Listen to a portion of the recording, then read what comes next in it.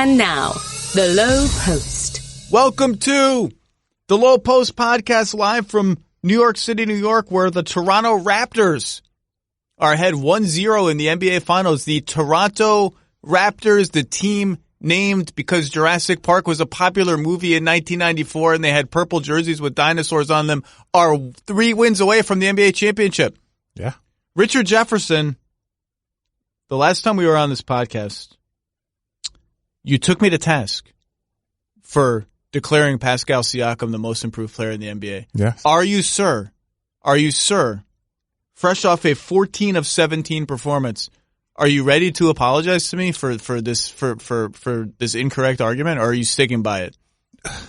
What did D'Angelo Russell do in the playoffs this year? I'll say this, right? It's very different. I never argued that Pascal Siakam wasn't a person that deserved the award. I just Don't ruin this for me by going back and getting out the evidence. Okay. Look, Pascal Siakam. In my head, you said Pascal Siakam should be in the G League. That's what you said. That's what it felt like to me. No, I like Pascal Siakam. I like his work ethic. I like what he's brought to the table. I love all of that. Right? That team that he is on is outstanding, and he has definitely risen to the top of their importance level. Right? We can talk about Kawhi. But now when Pascal Siakam can go and win an NBA Finals game when Kawhi has a average night, we won't say off night, just an average night, I think that just shows that he's done everything needed to be in this position. He was outstanding. He hit some shots that he's not going to hit again. I think he hit 2 step-back jumpers over Draymond Green. He smacked the ball in an offensive rebound. He hit a hook shot, bank shot straight on. Who had the uglier hook shot, Pascal Siakam or Jonas Jerebko? I can't watch another Jonas Jerebko. Is it Jonas or Jonas, first of all? Well, I think both J's are silent. It's Jonas Jerebko, right? I think he's Spanish. I think that's something that people don't know. It's funny. I know that it's Jonas Valanciunas. For some reason, I'm getting hung up on the Jonas thing. If I see him take another, but his running hook is like a shot I would take. Where is Jerebko from? Sweden, I think, right? Is he Swedish? He's not from Seattle. Because then that might change the pronunciation of his name. Here we go, ladies and gentlemen. We are real time. Jerebko is from Sweden. Okay. A city called Kinna, which I am probably mispronouncing. Kinna. So is it Jonas? I don't know, but I don't want to see him take another running hook. Okay, so Pascal made some shots that are going to be unsustainable. He got some runouts where, as Steve Kerr said, we don't need to belabor it. Steve Kerr said it. Our transition defense was terrible. They didn't match up well. They let guys, even when they were after makes or after misses, when they had all 5 guys back, like it should not have been a problem. It became a problem. What about his performance felt sustainable to you going into game 2? I think his aggression going downhill was very, very good. I think their ball movement and his pace, he took a lot of good shots. Right, of the 14 that he made, I want to say about 9 of them he could probably make fairly consistently. Right, so let's say if it wasn't great for him, let's say he was 9. He made 9 of those field goals. 9 of 17. 9 of 17, which is right where I think a normal night is for him because he is that good and that consistent. But I want to give all the credit to the Toronto Raptors. Now, if I have to see what I want to see differently, just play some damn defense, Golden State. They little to no. Like this is you said we were going to argue. Yeah, we're going to argue. We're going to disagree a little. Yeah, tell me why you want to disagree with me saying that I want to see the Warriors play defense when admittedly their transition was awful. Toronto shot 50% from the field, 40% from 3. And obviously, 84% from the free throw line. Show me where their defense wasn't abysmal. Well, clearly they can play better free throw defense. Allowing 84% foul shooting, inexcusable. Did you have a free throw defense technique? Did you ever try to clap when someone was No, but you know what I did? Am I allowed to can you cuss on these podcasts? Yes, you can. I foul a lot harder, right? I don't want to see Siakam only shoot 2 free throws and make 14 field goals. Do you know what? If you put somebody on their butt and they're kind of limping around or they're kind of shaking out their hand, right? Because they just got smacked really, really hard. That's not free throw defense, but it's when they say make a person feel something, when they make show a little resistance. If you get hit on a free throw and you get knocked on your butt or knocked into the backstop in a very legal way, like going up to make a free throw when you're kind of like, oh, that one stung a little bit. That's quote unquote free throw defense. Like you're going to go earn this, not just a ticky tack. But they didn't even foul this individual. What's the hardest foul you ever delivered? Who is it against? Hardest foul? I don't Did you ever feel bad about a foul? Did you ever feel bad where like, ooh, I didn't hit him where I thought I was going to, that ended up bad? No. Cause you don't, when you talk about bad fouls, you're talking about like the potential for injury. Undercutting guys. Undercutting guys. Like, no, that was, as a guy that lived or tried to stay in the air most of my career, I never wanted to undercut anybody. But I will say, just crossing somebody and just hitting like you're taking your forearm over both arms. I'm not talking about a dirty play. I'm just saying if a guy has 17 shots and makes 14 field goals and he only shot 2 free throws, please don't tell me that you are playing the type of defense that you need to play against this individual. Well, and he did a lot of that against Draymond Green, who proclaimed himself the best defender in the history of the NBA about 2 weeks ago. And his foul trouble, I think, changed his aggression level. Agreed. So here would be my argument. We're in complete agreement on transition defense. Terrible. And let's say 16 points happened just because of that. Mind you, your argument is that the Warriors defense wasn't that bad, but continue. Oh, okay. Fair point.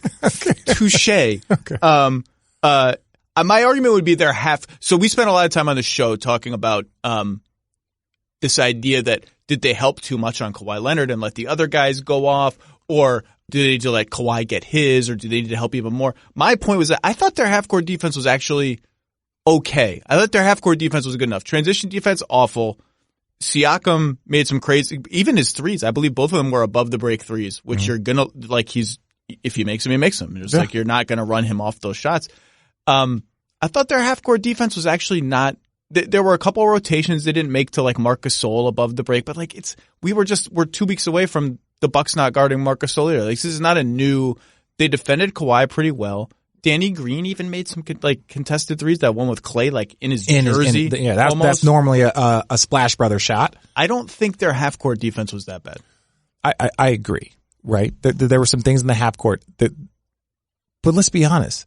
This is the NBA Finals. This is a team that in this 5-year stretch under Steve Kerr has been one of the top defensive teams. And there were years where they were one of the best defensive teams, maybe in, I don't want to say history, but their offense and their defense, when you're number 1 or number 2 in both categories, that's the Golden State Warriors. Yeah. Right? That is the Golden State Warriors. They're outscoring everyone. They're shutting them down on defense. They're doing all of these things. If we're going to say that the Warriors defense wasn't that bad, that's fine. But this is the damn NBA Finals.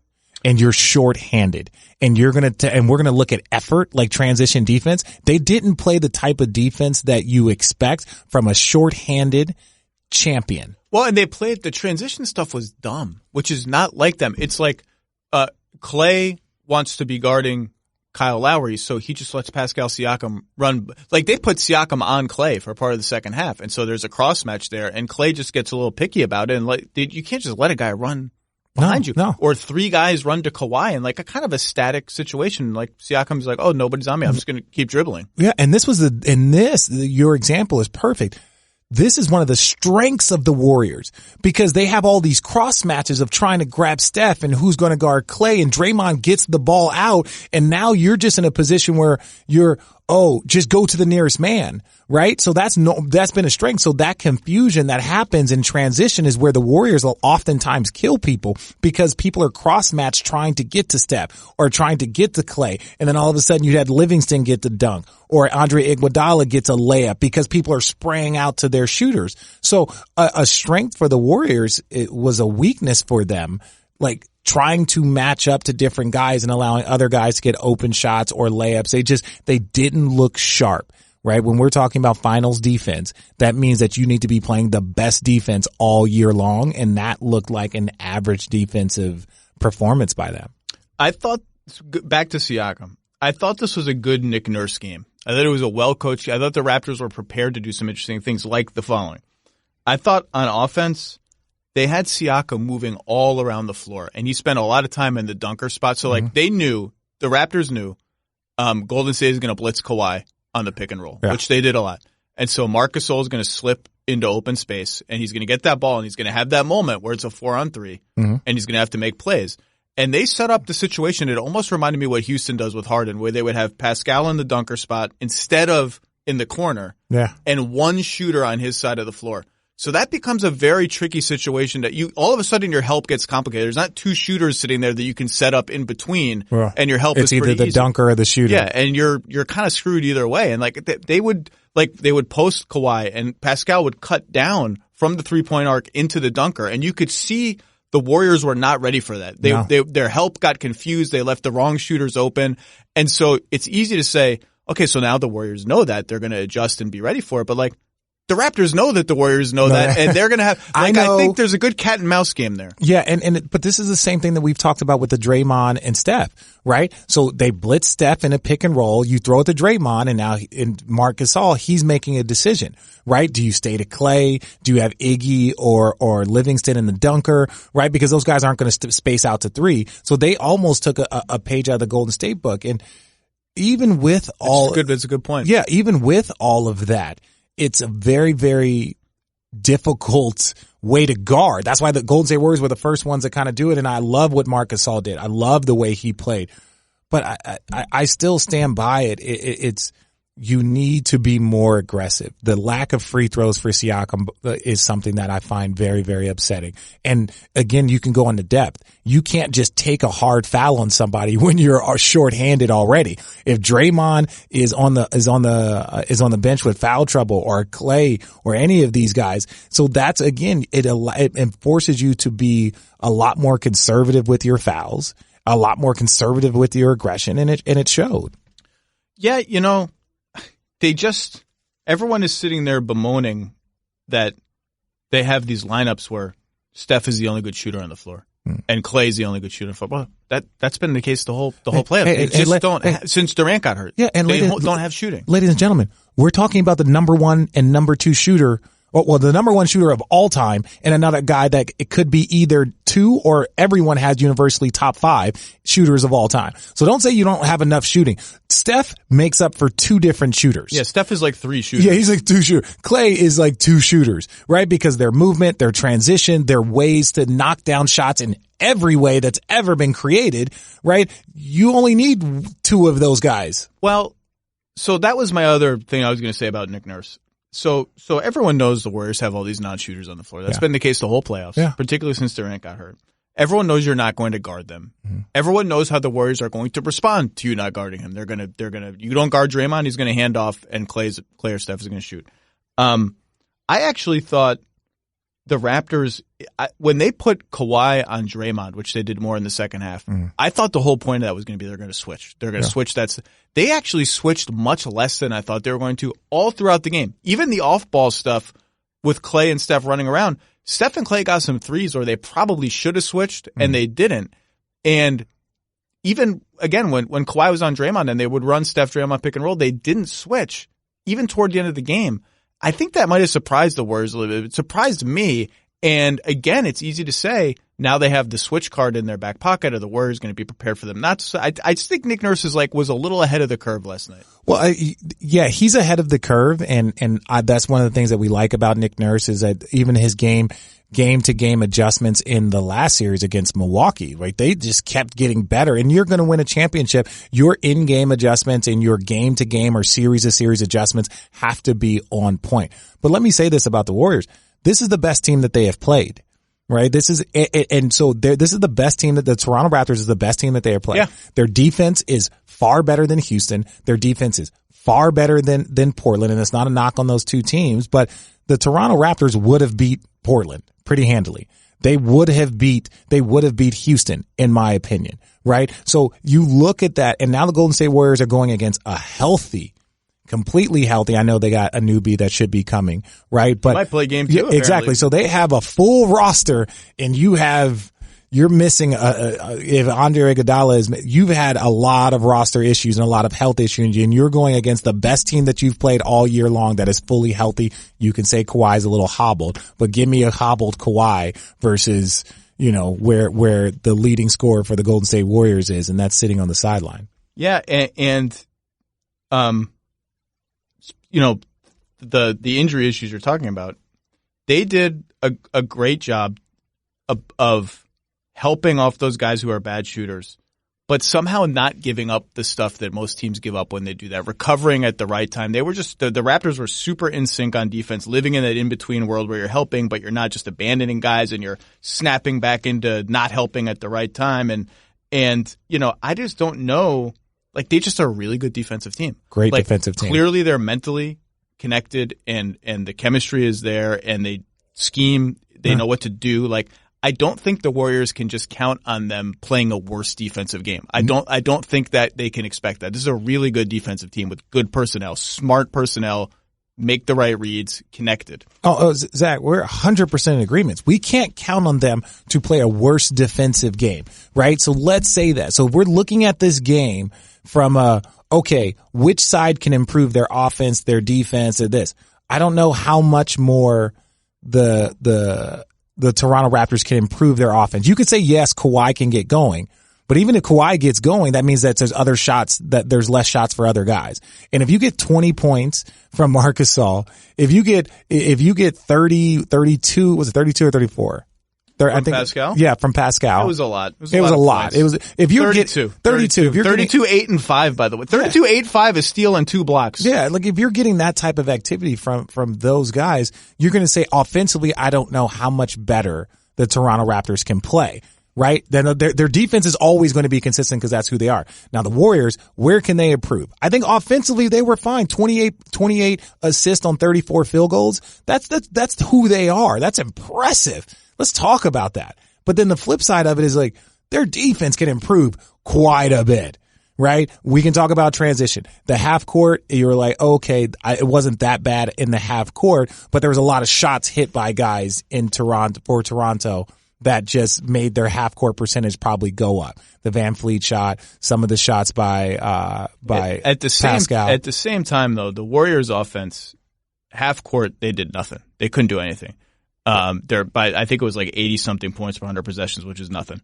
And they got and that's first shot defense too, but they were hanging around because they got a bunch of like random points, like offensive rebound that hits the front of the rim and almost decapitates a couple players and then bounces to Curry. He hits a 3. They got a bunch of those like kind of random points. And then Steph got to the foul line a lot. I think 14 times. Yeah, I think mostly good calls, but also calls that like, he's kind of flailing his limbs around a little bit and getting calls in the mid-range where, if you're going to foul him, that's an okay place to foul him. It's only 2 free throws, not 3. Like, I didn't watch the Warriors offense and think they have any rhythm of any kind here. I'll say this, and the game 1 to me is not that big of a deal, right? Game 1 is not that big of a deal. And it is a big deal because you're going to talk about percentages and who wins. Yes.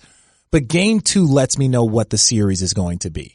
Right, the game 2, if Toronto comes out and punches Golden State in the mouth and wins by 18, all of a sudden everybody's going to be like, what on earth? Because now you put so much pressure on Golden State to go back home and win 2, and they're probably not in the best mode. They're banged up. They're a champion, so you never want to count them out.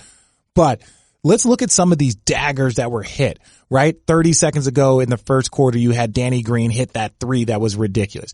McCall hits that 3 late. By the way, McCall held his follow-through after that. Yeah. Hold it all day. This is your former team. This is your contract dispute. This is your one moment. You haven't been played. You have really, high five Drake. Do whatever you want. Do whatever you want. Live in that moment because that was a big 3. Right when you feel like, okay, maybe this is the moment where the Warriors can kind of, all of a sudden McCall hits a big 3. Then you have Van Fleet hit a big 3 that kind of kept the distance, right? Okay, it's a 3 minutes to go. Big shot. Kyle Lowry, 1 for 7. It was a big shot because it was the 3 that he hit late in the game. The game was pretty much already over. But you know what? For a confidence builder, for a crowd, just like a cherry on top. And hey, look who else is going to finally hit a shot. Kyle Lowry with a 3. So it was just, there were so many shots hit by their role players at the right time they weren't daggers, but they kept that distance. And that's where the Warriors will get you. And it's easy, like Kyle will obviously score more than 7 points probably. It's just game 1. We know that. Kyle probably shouldn't ever show up for any game ever that starts with game one. It makes me sad that we can't make fun of the Raptors losing every game one anymore. That was a fun little tradition we had going on now. Yeah, and the one game that they win is what? Against the Golden State Warriors in the NBA Finals. Well, they won the Philly game one too. That was the really one that ended because they lost even to Orlando in game one. And it was and just then they lost to Milwaukee game one. Yeah, so it's still there. I think when you win it in the finals, we can't make fun of it anymore. That's not true. We'll find a way. I'll find a way to make fun of it. I thought Kyle played a good 7-point game. Like he pushed the pace early. He was aggressive driving. I got into people's bodies and then would hit trailers and stuff. So here's a question I wanted to ask you actually, because this speaks directly to your experience playing the Warriors. I wrote this in my preview that when you guys beat the Warriors, one of the things you did in defiance of conventional wisdom at the time was when you saw opportunities to run, you ran. Yeah. And people said, you can't run against the Warriors. That's death. You can't play an up and down game against them. And I wrote in my preview that Kawhi reminded me a little bit of LeBron in this way. And the Raptors remind me a little bit of that team in this way. This is a really good fast breaking team. Lowry is one of the best hit ahead passers in the league. Siakam is just a demon in transition. They're one of the best transition offenses. Like they have to run. Yeah. They have to run. And Kawhi is like, okay, when those opportunities don't present themselves, Kawhi, much like LeBron, is sort of like, all right, so when we can run, we're going to run. But otherwise, I can kind of grind this game down. Yeah. And when it calls for it, sort of take the pace out of the game when it's convenient for us. And who does that for the Warriors? Kevin Durant. KD. Okay. So my question for you was, in that finals, like, did Ty Lue discuss with you guys, okay, so no one thinks we should run with this team. We're going to run. Here's how we're going to do it. And were you guys like, wait, we're going to try to fast break the Warriors? What was the discussion about that? No, so it wasn't that. And this is what's very, very key. It's not fast break. It's pace, right? If you don't want to change because you're afraid of what they do, right? That's not, you just want to be more calculated with your pace. And so what that means is that we have, in Cleveland, we had great shooters. Kyrie's amazing in transition. LeBron is a freight train in transition. You had 3-point shooters like J.R. Smith. Like you want to get him open transition shots. So we can't shy away from those opportunities just because they were the best. And I'll go back to years before when I was with the New Jersey Nets and we were just a transition team, right? Teams didn't want to run with us. They wanted to keep us in the half court and you had to have like your half court offense. But teams that were really good, they wanted to run with us. They wanted to in opportunities because this is what they say. You don't want to hook a hooker in boxing, right? You don't want to hook a person that's known for the hook. Well, you know what transition teams don't do a very good job of? And that's get back in transition because they're typically waiting to just run. So it's common knowledge in the NBA that you can typically run on teams that are transition teams. What you don't want to do is just try to play their game, right? Like you don't want to do 80% transition and just go back and forth because Golden State is going to win that game. But if your game is 50% transition, maybe you dial it back to 40%. Maybe don't take quick shots when they're on a run. When the Warriors are making a run, that's not the time for you to run in transition and shoot a quick three. But if you're up by 10 and you have an opportunity to push and you can get a quick shot because that's the shot that you've done all year, that's what you want to do. I thought they struck I thought they were going to have to strike a balance to win this series. Mm-hmm. They were going to have to run. You can't be afraid to run against them when you're a good running team, and I thought they struck the right balance. Going forward, the biggest question to me is, okay, how is Golden State going to loosen up its half-court offense? How are they going to get better looks? And without KD, KD's not going to play game 2. We don't know when he's coming back. How are they going to get better looks in the half-court? And maybe the biggest story from game 1 to me is what's going on with Andre Iguodala's leg, because they are just at a point where they cannot afford any more, particularly wing guys, to go out. They just need him. This is a legitimate statement. They just need him active. As long as he can step on the court, we don't need him 100%, right? In their brains. That's what they're thinking. We just need you to be able to play. Right? Because he didn't knock down any shots, and Andre has his moments. Right? The dude has played a lot of minutes and a lot of basketball. Like, yeah, his knees could be towards the end, right? And where it's like he can't play that high level consistent basketball as much.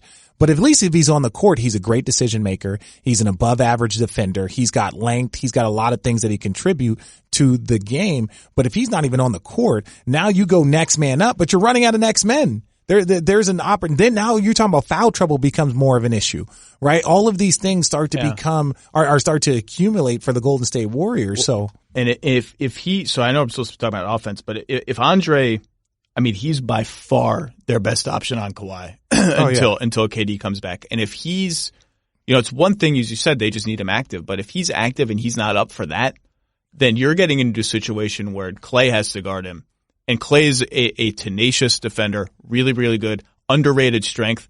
I don't think he can hack that over a full game. He's not built, and this is not Klay is good against guys like a Bron, like a Giannis, like a Kawhi. He's good. Like, you don't ever just be like, oh, this is a tough matchup.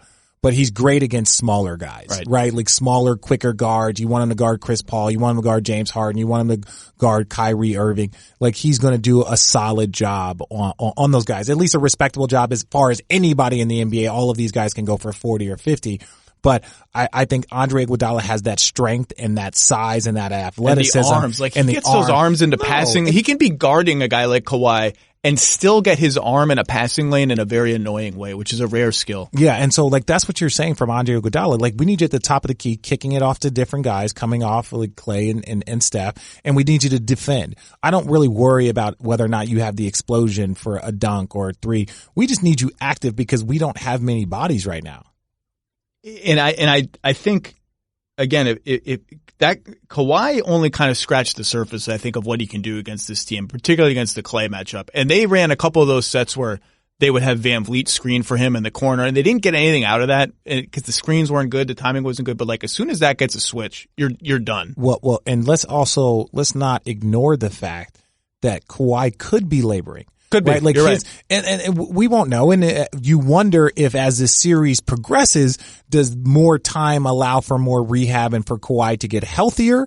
Or does this only you start to see more? Because we can stand by this. If Pascal Siakam shoots 50% from the field and goes 9 for 17, this is a completely different game, right? Like those 5 field goals, those 10 points, right? That he's getting. It could be 11 if we want to add a 3. That's the difference in the game between a tight game and a game that is pretty much, just outside of that distance of the Warriors being, able to make a run to take it over. Yeah. And again, one of the differences in game 2 could be, I think Kawhi, again, only scratched the surface of what he can do. I think he missed some passes that were there for him because of how the other Raptors were moving around that confused the Warriors. But back to Andre, I mean, I just, without KD, he's going to have to hit threes. They're going to need 2 Andre Iguodala threes a game to be in this because they just don't have anybody else, and he's going to be wide open. He has not hit a 3 since game 6 in Houston when he went 5 for 8. He's 0 for life since then, and obviously missed the last Portland game. So maybe, we discount that a little bit. I just don't know what other options they have to loosen up the offense. So we could talk about X's and O's and strategies, but like, they played 0 seconds with Draymond Green at center last night. Mm-hmm. No meaningful seconds. No, I don't think any seconds, not even toward the end. I'm still, even without KD, I'm still surprised they haven't tried Curry, Klay, Livingston, Iguodala, Draymond. That's the only good, like, death lineup variant that is there for them. But like, he doesn't have many. He's running out of options. And that lineup even has 3 guys who aren't shooters. And I've said this all year, and no one cares because he's a role player. But one of the underplayed stories of the season for the Warriors was the sort of more precipitous than expected decline of Sean Livingston. He just hasn't been the same guy this year. They used to count him. He would hit 3 or 4 mid-range jumpers a game. With someone in their face. That just like broke your heart because like Steph and Draymond would be on the bench. You'd be like, all right, these are the minutes we got to win. And he would come up with 8 points. He'd be like, man, that just killed us. Yeah. And he just doesn't do anything anymore. I thought he gave good minutes last night, but he's not the same kind of threat. And so if going Draymond at center is not an option, I'm running out of things. Look at you. You're looking. I wish everyone could see you like looking at this paper. Like, where can we go? You could play Cousins more for offense, but I just don't think that's going to work. He did not look ready to play big minutes last night. He was all right. I actually thought, like, a guy that I thought looked all right in the game, and I wonder if just to loosen up the offense more, we might see more of him, is Quinn Cook. I thought Quinn Cook looked all right. They played him with Steph a little bit. But like, if you're talking about maybe Quinn Cook, it's like you just don't have a lot of guys anymore. No, and that's what that was the risk and the gamble that they've done the last couple of years, and it's paid off. But you do it every time. Yeah. The Warriors had 4 guys with 9 or more. They only had 3 guys in double digits. Right? And Draymond was 2 for 9 with 10 points. It's Draymond and Andre. That's what it comes down to. They cannot get bad offensive games from, and 10 assists. It's hard to say a bad offensive game from Draymond, but 6 turnovers. But 6 turnovers and 2 of 9. Like, they're just going to need those guys to make some, to do like Draymond, I don't know if you can ask him to make threes, although he had some daggers against Portland, but the layups, the end-to-end rushes, stuff that was there in other series. But Zach, this is what me and you, when you said we were going to argue about the damn Warriors defense, right? And it wasn't that bad. That's fine, but not bad's not going to get it done. Not going to get it done. It's not going to get it done. Like, oh, well, it wasn't that bad. You know, you guys need to play better transition and oh yeah, there's a couple of shots. But look, if the Warriors can put up 109 points, right? Their goal is they got to hold people to 105, right? So you can't give up 118. So that's why we're going to keep going back. You keep looking at offensive lineups, trying to figure out who's going to hit shots. Because I just think in a half court, they're going to, it's a really tough slog against the Raptors. Agreed. But at some point in time, Steve Kerr is going to do the exact same thing and look and be like, yeah, what can you do as a coach? Hey, listen, guys, we got to play some damn defense. Like, we got to play some actual defense. We have to get back to being run. We got to be the number 1 or number 2 defensive team like we've always been, that has started this run that started back with Mark Jackson, right? So if you're looking at lineups, don't look at lineups, right? Oh, well, who's going to hit shots? Looney's that's not it. Like I said, that's not where it is. It's really on the defensive end. We got to eliminate transition. Right? We have to count on guys not making the same shots as they did before, right? So if you combine that and play a little bit more resistance, 50-40, you can't give up 50% from the field and 40% from 3. Not shorthanded. The one thing I would like to see. Tell me what you'd like to see. I would like to see more with Steph with the ball in his hands as a pick and roll ball handler. He ran 23 pick and rolls last night. That's about average for him and way below average since KD went out. Only 7 with Draymond as the screener. Now, they ran 12 of those in the fourth quarter against Houston in Game 6 alone. And that to me has the look of a sort of, they're feeling out, okay, how is Marc Gasol going to guard us? Okay, so he's coming up to the level of screen, kind of trapping Steph. Okay, what does that leave open? And there were a couple times where Steph would get around Marc, and there were literally 4 guys on him. Yeah. 4. The whole team was on him. Yeah, and we saw that in the Milwaukee series. Toronto's great at building a wall. Yeah. They are great. And the wall can be in the paint for Giannis, or it can be up above the free throw line to make sure that Steph and Klay don't really get the type of separation that they want. But I think they're going to look at film of that and say, okay, so now we know how they're going to guard us. Now, they may do some different stuff in Game 2. Yeah. But we're confident that if we maybe isolate Steph and Draymond on one side of the floor, like, there are things we can do where we can get going with a head of steam a little bit and get our half-court playmakers going in a little more open space. I don't think we saw enough of that, but some of that, again, is going to be the Raptors are going to build a wall. Even then, even if you catch them off guard, they're going to build a wall and they're just going to have to make shots. But I do think we'll see more of Steph with the ball in his hand, the ball in his hands as a pick and roll distributor, partly because I just don't know what else they can do. No, I agree. In looking, at this game and kind of taking a step back, I want to say that Game 1 a lot of times is, in football, when they say that the first 10 plays will be scripted. Yeah. Right? Because you just want to see, right, how they're going to guard your run, your play action, so you script your first 10 just so you know what kind of their game plan is. Well, in basketball, because you have 7 games, Game 1, a lot of time, I'm not saying that you're not trying to win. Game 1 is a feel out game. Let me see this. Let me do this. And look, Nick Nurse, when they were down 0-2 and everybody, including myself, had Milwaukee going to the finals because they had the next great dynasty. Yeah, they had the MVP and they were playing great. And then Nick Nurse made those adjustments. And obviously it still came down to Van Fleet hitting 6 threes in a game, Giannis airballing. It's still a lot of things had to fall their way. In this Game 1, it was okay, well, let's see how they're guarding Steph pick and rolls. Okay, we can do a little bit more of that. Steve Kerr is going to dance around to make sure. That's why a lot of times he never would start his, killer lineup until a need win, or a killer lineup in game 5 or game 6. Like that's when he would do it. He didn't come out with that in the very first. Except against Houston. Houston reached a point of respect level where he was like, we're just starting Draymond at center. Like we're going right to it. Now, obviously they don't have that lineup available to them right now with KD out, but still. Yeah. So to your point, usually he waits until, okay, it's back against the wall time. Yeah. It was back against the wall or need win or we're not playing any more games. We're going to start this lineup and everybody needs to be ready to go. And so in that mold and that idea, like I'm still confident that Steve Kerr has a few more tricks up his sleeve, but the number one trick he wants is probably to get Kevin Durant back. And I know we keep talking about this, but we're talking about the leading scorer on the best team, the last 2 finals MVPs, right? Yeah, he's good. He's very good. So that's a storyline. If he doesn't come back, if Kevin Durant doesn't come back, I feel like this is a 50-50 series at best, leaning more towards Toronto because they have half court, even if we're talking about 51% leaning that way. But you never want to count out the champions. But we can see that there is going to be a little bit more difficult for them to sustain it without depth. Because you can say that they played like, oh, this is a 73 Warriors. Let me tell you guys, from an individual that played against a 73-win Warrior team, there was so much depth on that bench. You had Barbosa, you had Livingston, you had Harrison Barnes, you had so many guys that could kill you in different ways. Barbosa and Livingston did kill you the first 2 games. Yeah, and we had to change our lineup. We had to change our defensive scheme because game 1 and game 2, we did a great job of holding down Steph and Clay, and the rest of the guys murdered us. And so we had to tweak our defense and keep tweaking until we found what we were best at and what gave us our best chance. So don't tell me that they get to just play the 73 win like style with 5 guys.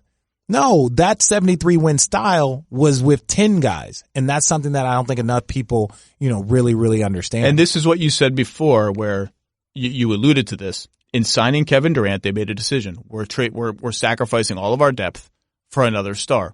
And it's a decision you make 10 times out of 10. 10 times out of 10. For the reasons that have happened, which is when one of the stars gets hurt. Usually if you're if LeBron got hurt, you were out. It's over. If your best player, even if your second best player gets hurt, again, in the finals, it's over. You can't win. Again, unless you have a guy like Bron. The insurance, but he couldn't win when Kyrie was hurt. Agreed, but at least it was like you felt like there was still a chance, right? And this was the number one reason they got KD. It was like, well, the best insurance for Steph turning an ankle is to just have a guy that's as good as Steph and have 4 stars on our team. This is the sacrifice. This is the sacrifice you make is like, well, your depth's a little shaky. Well, that's reality. That's just what it is. I'm going to make a prediction for you. Ready? Tell me. This is a very nerdy prediction. One of the first 3 plays of game 2 for the Warriors will be a screener play for Steph. Steph pick and roll where the center they screen Gasol on his way up so he's behind the play and then the center comes up and screens for Steph. I don't think they did that once in the first game. That's usually one of their out of timeout staples, and that's a way now that I've seen how Mark is guarding us.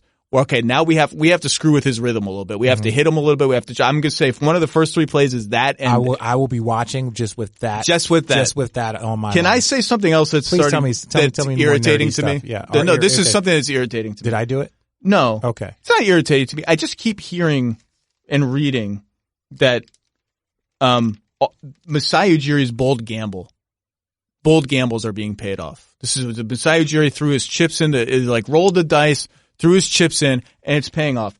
Masai Ujiri is an incredible GM. Great. Siakam at 27. Underrated element of the Bucks series, by the way, that no one talked about was because Anunoby didn't play. Yeah. He traded Gravis Vasquez to the Bucks for the draft picks that became OG Anunoby and Norman Powell. Yeah. I mean, so what's bothering you? Because you keep telling me about Here's what's bothering Tell me what's bothering you. Trading DeMar DeRozan, Jakob Poeltl, and a very likely low first-round pick for Kawhi Leonard is not a gamble. That's not a gamble. That's a trade that you make 100 times out of 100. You throw a party when it becomes available to you. DeMar DeRozan is a very good player. No disrespect for DeMar DeRozan. This is Kawhi Leonard. And so Jakob Poeltl, solid bench. You can call him Jacob. Yeah, or Jake Puddle, as they called him on Game of Zones. Nice bench big. I like him. I think he's a smart player. I don't know if he's a starter in the NBA long term on a good team. You know, if you're getting Kawhi, that the pick you're trading, if he's healthy. And there was confidence that Kawhi was going to be healthy enough to play a lot of games this year. He was never not going to show up in Toronto. That was not a thing that was going to happen. Thank you. Like that is and I'm not trying to say, that that Masai had an easy job there, because there's the institutional sort of value of DeMar DeRozan, and he's a beloved player in all of this. And as I've said before, there are lots of other moves he made that are like genius moves. Love Masai. Getting Van Vliet and turning him into a player. But that Kawhi trade is not a gamble. That's a trade you make it. You're like, oh, that's a great trade. Let's say this, and all the LeBron fans are all the people that hate me whenever I reference this. There's a couple of things here. This is not a great trade until they either win or Kawhi signs. Disagree. No. Let me say this. Okay. It's not that it wasn't a great trade. That's not it. I apologize. I misspoke. I don't think that we can judge how great it was until one of those two things happen. And because this is what you say, he made it further than they've ever made it. Yes, congratulations. That is awesome. Yes. That is. But it's everything conditionally. Everything is conditional in this league, right? It's never black and white. If LeBron James, the guy that won 8 straight conferences, doesn't leave, we don't know if Kawhi Leonard is in the unit would be the same, right? If LeBron was in there. Yes, he's beat LeBron before, so you can use that argument. Secondly, if they lose in this finals and he leaves and goes to someplace else, and now you're looking at, well, you're basically starting over. You're going to start over. Which they were fine with. And that's why the trade, as soon as it had. See, I disagree with you. I don't care if he leaves. I don't care if that 4-bounce shot bounces out and they lose in overtime. Okay. It's a great trade from the moment they made it, because the downside is he walks and we rebuild, which, by the way, we're going to have to do anyway, because our team with DeMar and Kyle and everyone else is not good enough and is not going to be good enough. And we're sick of running into the brick wall every year. Even if the brick wall goes to LA, there's just going to be another brick wall. That team's not going to win. That team's not going to win the title. We've discovered that. It was a great trade. It was a risk. I'm going to say it was a risk-free trade. Okay. Which is the opposite of a gamble. To me, there was no gamble in that trade. There was. I agree with you. You are convincing me. I just look at it from a perspective as like, okay, well, you make this trade. If he doesn't resign, you're going to be blowing up your team. Which they knew. And which they knew. But it's like, understand this. You had the best record. You were in a conference finals. They had a lot of success to say that we can't just keep tweaking, that we're just going to blow this up. That was my only thing that it's just like, wow, okay. So that's fine. You're in the finals. You have a chance to win, and that's ultimately that's where I respect it.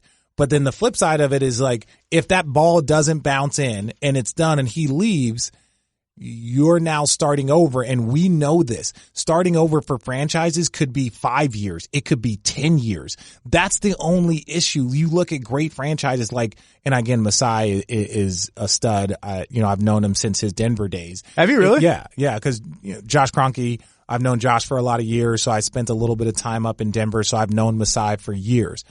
If you look at this whole situation and you're like, dude, the Suns, if you look at the Lakers, if there's a lot of quality organizations that had to rebuild, and that could take a lot of years. Right. And so you're just risking like being a playoff team and being a very, very good team and a perennial playoff team. You're betting it all on one season. That's what you were doing. And that's why I think when people talk about a gamble, if Kawhi loses in the second round and he leaves, you have now decided that on 1 year, you were going to decide whether or not you were going to blow up your franchise, which could take anywhere from 5 to 10 years. And I think they had already decided it. And when they signed Lowry through 2020, DeRozan was around the same time, Ibaka through 2020, and all those guys are the ages that they are. Yeah. You have already made a decision.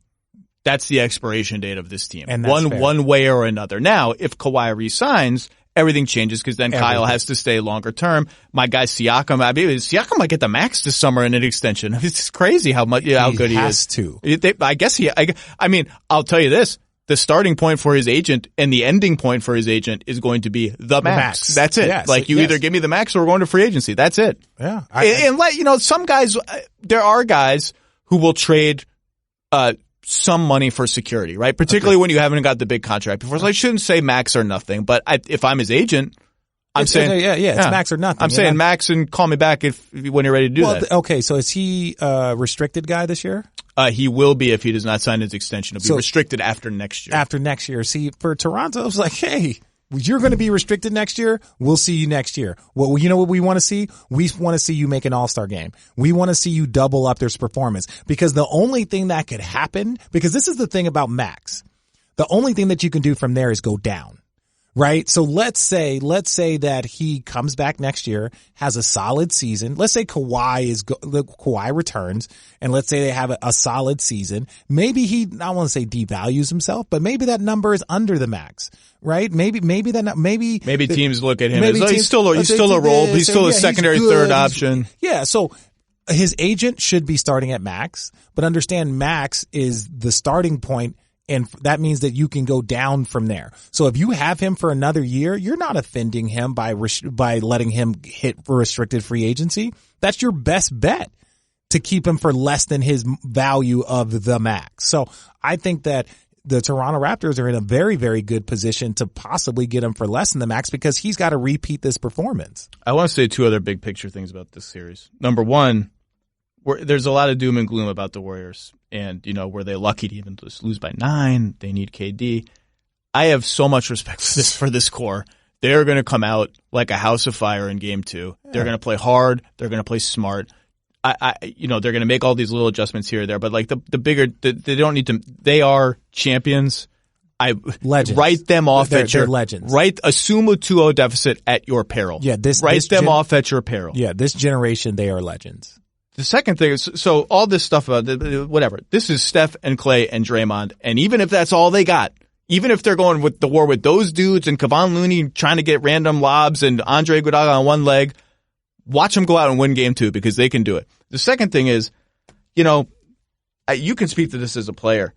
I thought the Raptors would have some semblance of, oh my God, this is the finals. Like, they just went out and played a basketball game. Like, It was like, they played a normal, good Toronto Raptors game. Like, you've been in the finals. They're obviously, every player that makes the finals is there for the first time. Like, was it hard for you to ease into the first game, or do you just play? Well, again, I was very, very fortunate, but my first time was my rookie year. So like, I understood.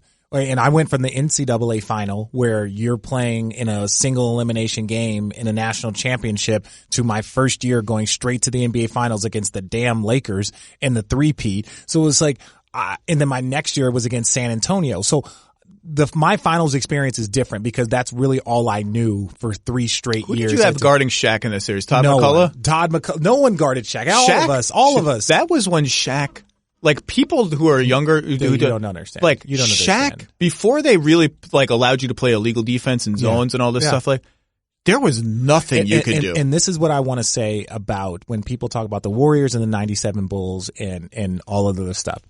That generationally, and the way the 3-point line is and all this other stuff, that you can make a comparison. The issue when it comes to comparing them to like the early 2000 Lakers is people. I don't give a what you say about this small ball. Looney was not guarding Shaq. Well, there's not. Draymond was not guarding Shaq. So like, you can say, Draymond in the pick and roll, and they would have shot threes. Shaq was getting everyone in foul trouble. And like, Andrew Bogut was going to have to play a ton of minutes, right? You were going to, like, Boogie Cousins, and none of those guys wanted any of 01 Shaq. The 0-1 Shaq there was just nothing you could do. Nothing. He was going to put the ball in the basket. Yes, or you end the ball in the basket. And it was happened a lot of times. And in those final series, when he was geared up and in peak shape and like just wanted to kill you, like Todd McCullough, there was just nothing. Dikembe Mutombo. What did you guys try to do? I don't even remember. Just run 4 guys at him? We did a lot of like chapel sessions, and I never forget, like, I remember I smacked Shaq's arm one time. If they called a foul every time you really like fouled Shaq, he would have shot even more free throws. And I never forget, I tried to like come over weak side and just try and get the ball. And all I remember is like, watch out, young fella. You do that shit again, I'm going to break your wrist. Right? Cause he was basically saying, like, if I was going to try and block the ball, he was going to put the ball, my wrist, and that rim together. And it was just. You probably believed it too. You're like, he might break my wrist. No, he really would. I kid you not. Like, and so, I would never doubt this Warriors team and what they've accomplished and what they still have to accomplish. I will say this, the Toronto Raptors, it was great that they had home court. Yeah. It was huge. They've been home for a long time now, too. Huge, right? And that's the other part. when they're talking about the rest for them. Well, the Warriors had 9 days and this and that and all. Yes, but at least Toronto got to go home and stay at home, right? So that is actually a bonus, right? Those 9 days that the Warriors got, there was travel involved. You're in the road. You're doing a lot of different things. Toronto was just at home, kind of not waiting, but they were in their comfort zone. And that's the way the role players needed to be. And maybe I shouldn't be sitting here giving Toronto such praise for playing a poised finals game because Danny Green's been in the finals. Kawhi's a finals MVP. Marc Gasol, first time, but he's a veteran. Kyle Lowry, first time, but he's a veteran. Pascal is clearly just fearless, doesn't know any better. But still, it's the finals and the Warriors. And they just came out like, we're just good, man. No, but this is the thing. And we said it, we just left the set of Get Up. We said this. How many of those guys on Toronto has played against Golden State before in the playoffs? It matters. Marc Gasol has played against them. Serge Ibaka has played against them. Danny Green has played against them. And Kawhi Leonard so four of your veteran guys have played against the Warriors. Mind you, they might not have beaten the Warriors, but you know what they've done? They understand the game plan. They understand the intensity of the moment. They understand what Clay and Steph can do. One of the hardest things for us when we were in Cleveland was that you only got to see these guys twice a year and you might not see them 100%. So you might play them in January and not get these Golden State Warriors again until June.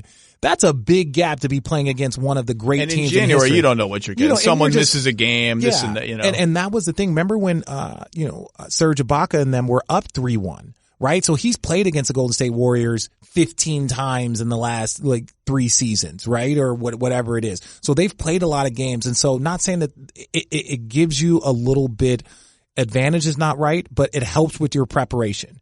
And when the coach is saying, hey, we need to make sure you're up on the screen, you know what up on a screen means against the Golden State Warriors versus against playing against Milwaukee. When a coach says up on the screen versus Milwaukee is far different than saying up on the screen versus Golden State, and having that experience that a lot of those guys have, I think benefited them, and playing at home just added to that little boost. Yeah, Danny Green was not a throw-in for Toronto. No.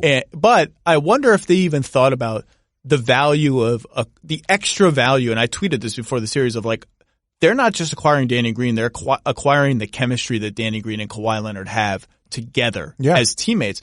And I just because I wanted to remind myself what it looked like, I went back and watched some footage of Warriors Spurs games from 16 and 17. Yeah.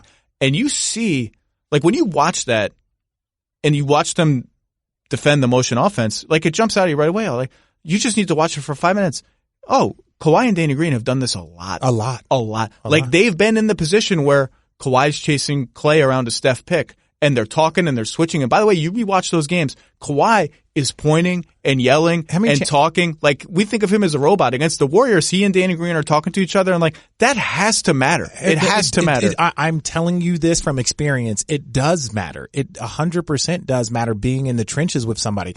And I'll say this, it most likely helped because Danny Green had been there since his rookie year, had been with Kawhi since Kawhi's rookie year. So even the transition of helping Kawhi feel at home there in Toronto, right? Having somebody there that has known you since you came into the NBA, another veteran guy, could help him and communicating, because he showed up in a somewhat hostile environment. Yes, everybody was excited, but you just got rid of the most popular guy probably since Vince Carter or Chris Bosh in Toronto. So you have this guy there that's committed to the city and wants to win a championship. You leave and all of a sudden you walk there, and Kyle Lowry probably wasn't very happy, but at least he had Danny Green, a guy that had known him since his rookie year, someone that you can kind of associate with and someone that you had been in battles with. Let's not underestimate the value in that. No, that's a great point. And because Kyle wasn't happy, and Danny Green is a really kind of gregarious, friendly personality, all of that. Well, you got to go. We got to go on to other things, but this is going to be an awesome game too, because it seems like Toronto has a firm grip on the series, because that's how it always seems after one game. Everyone wants to just obsess over the one game. The Warriors are champions. They're in a position that they have not been in ever together, down 1-0 in the finals on the road. It's going to be an awesome atmosphere. Obviously, I think we're both going to be there. It's going to be absolutely crazy. And I just can't wait to see how both teams come out in a situation where, neither of them has really been in up 1-0, down 1-0 in the finals. It's going to be an awesome game. No, it's going to be amazing. And I love I love to see the Warriors answer because they normally do. They always answer. They normally do. And you know what? I know that they know in the back of their heads there's a lot of different storylines. Not their greatness, but their first championship, with no Kyrie and no Kevin Love and a lot of injuries, whether it was Chris Paul. Starting to sound like Doc Rivers. No, but I'm just saying that this is the truth. Like, they have had a lot of injury things that have helped them. They probably would have won regardless. But now they're on the other side of that. And I think that's why they were so excited to beat Houston in that semis, is because they were like, oh, we had an injury and we still came out with a victory. What's your excuse now? Well, here we are at the highest level and they're playing against a completely healthy, albeit, maybe wobbled Kawhi, but they're playing against a very healthy team that is a very good defensive team and very locked in, and they are hobbled. And I still wouldn't really bet against them. It's going to be an awesome game. RJ, thank you. It's always good to see you, and I'll see you up in the Great White North in like 48 hours or something. Oh, I can't wait.